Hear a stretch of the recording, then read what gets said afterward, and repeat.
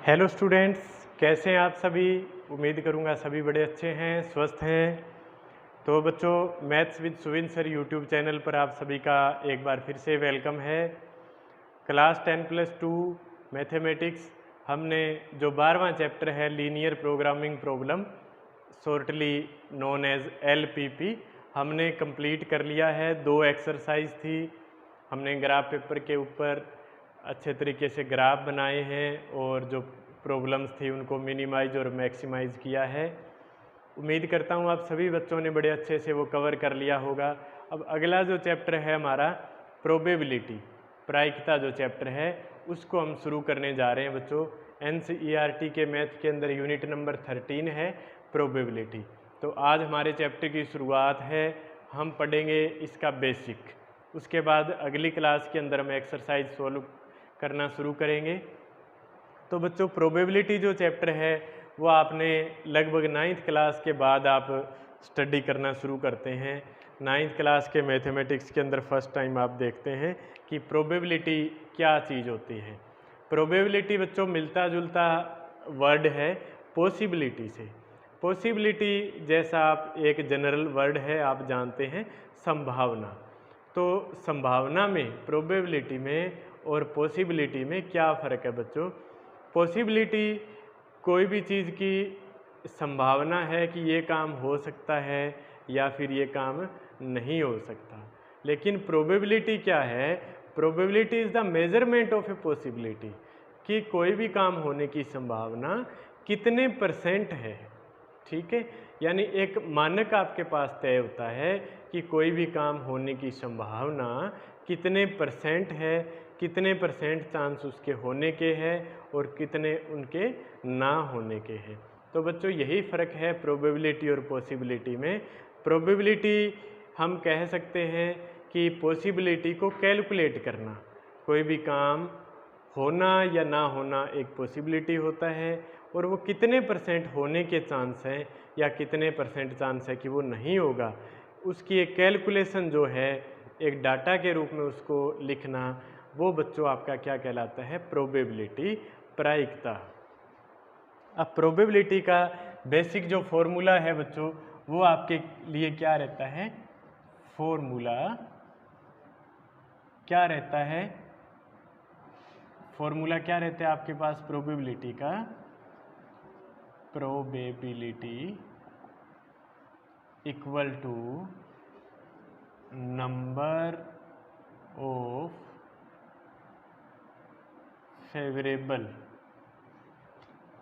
Outcomes. Favourable क्या होता है बच्चों, फेवर मीन्स किसी के पक्ष में, तो अनुकूल परिणाम, यानी कितनी जो आपके फेवर में आ रहे हैं result, number of favourable outcomes upon में number of total outcomes, number of total outcomes.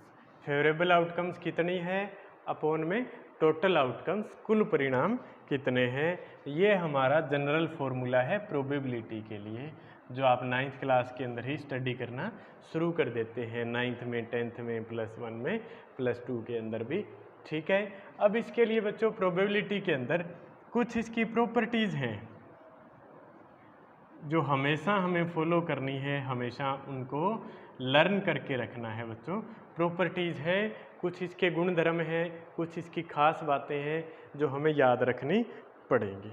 ठीक है बच्चों, तो देखिए प्रोबेबिलिटीज़ के लिए पहली प्रॉपर्टी क्या रहती है, probability of an event is always lies between 0 and 1, always lies between 0 and 1। पहली प्रॉपर्टी क्या कहती है कि कोई भी चीज़ की प्रोबेबिलिटी ना तो 0 से कम हो सकती है और ना 1 से ज़्यादा हो सकती है। ठीक है, यानी कोई भी चीज़ की प्रोबेबिलिटी हमेशा 0 के बराबर या 0 से बड़ी या फिर 1 के बराबर या 1 से छोटी होगी। प्रोबेबिलिटी कभी भी 2, 5, 7 इस प्रकार से नहीं आती, ना ही -10, -2 यानी 0 से छोटी नहीं आती। ये फर्स्ट प्रॉपर्टी है बच्चों।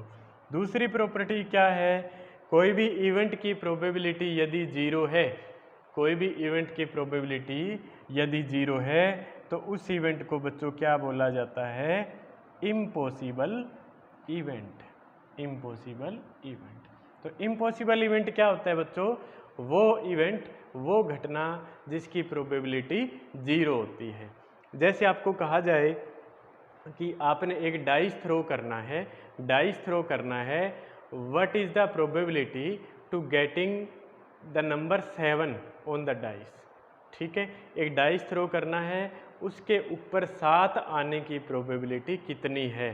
तो बच्चों हमें पता है कि ये इम्पॉसिबल इवेंट है, असंभव घटना है, क्योंकि डाइस के ऊपर नंबर ही 1 से लेकर के 6 तक होते हैं, तो 7 कहाँ से आ जाएगा? ये क्या है? Impossible event. और इम्पॉसिबल इवेंट की प्रोबेबिलिटी आपको कभी भी कैलकुलेट करने की ज़रूरत नहीं होती, वो बच्चों हमेशा कितनी होती है? 0।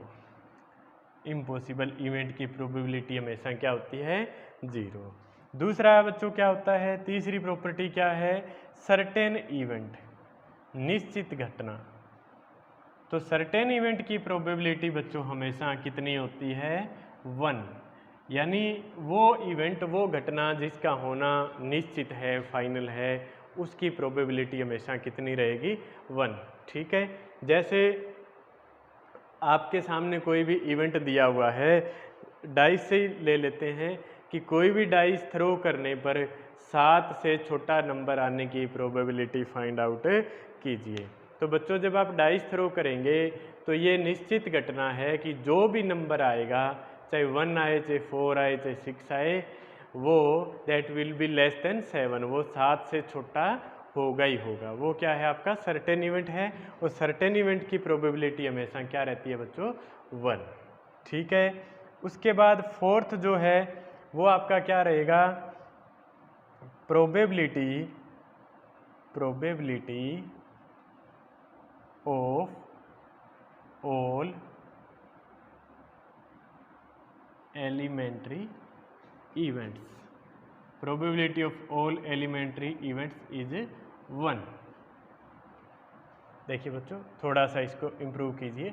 सम of probability of all elementary events is 1। कोई भी एलिमेंट्री इवेंट, कोई भी इवेंट के जो सब पार्ट हैं, ठीक है, उनकी प्रोबेबिलिटी का जोड़ यदि आप करोगे, सम करोगे, तो वो हमेशा बच्चों 1 आएगा। ठीक है ना। जैसे डाइस को आप थ्रो कर रहे हैं तो उसके एलिमेंट्री इवेंट कौन कौन से हो जाएंगे कि आपने डाइस थ्रो करने पर 1 आता है, डाइस थ्रो करने पर 2 आता है, 3 आता है, 4 आता है, 5 आता है या 6 आता है। तो यदि आप इन सभी की प्रोबेबिलिटीज़ का सम करेंगे, 1 आने की प्रोबेबिलिटी प्लस 2 अपीयर होने की प्रोबेबिलिटी प्लस 3 अपीयर होने की प्रोबेबिलिटी, यदि आप 6 के 6 इवेंट को यानी सभी एलिमेंट्री इवेंट को यदि आप जोड़ेंगे तो उनका जोड़ बच्चों हमेशा 1 आएगा। ठीक है, ये प्रॉपर्टी नंबर 4 थी। 5वीं प्रॉपर्टी बच्चों क्या है? कोई भी काम होने की घटना P ऑफ E और प्लस में not happening of that event, probability of not E।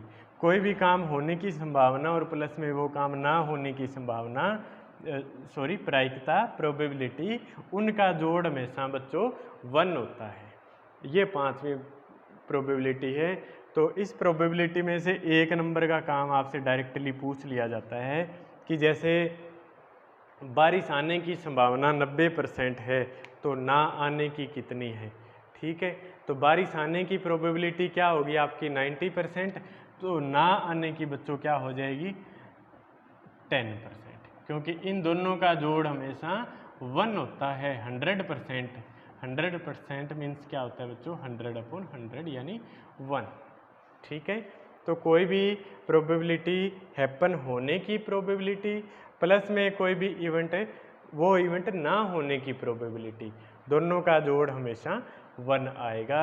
ये 5 प्रॉपर्टी आपको नोट डाउन करनी है, बेसिक फॉर्मूला आपने नोट डाउन करना है, और उससे पहले आप प्रोबेबिलिटी की डेफिनेशन भी आप नोट कर लें। प्रोबेबिलिटी होती क्या है? प्रोबेबिलिटी होती क्या है बच्चों? प्रोबेबिलिटी क्या होता है? To calculate any possibility. ठीक है, या आप इसको कह सकते हो measurement of happening an event, या measurement of possibility of happening of an event is called as probability. ठीक है बच्चों, तो ये बेसिक्स आपने नोट करने हैं। उसके बाद जो हमारा चैप्टर है प्रोबेबिलिटी का, और सारी चीज़ें इसमें ऐड होंगी।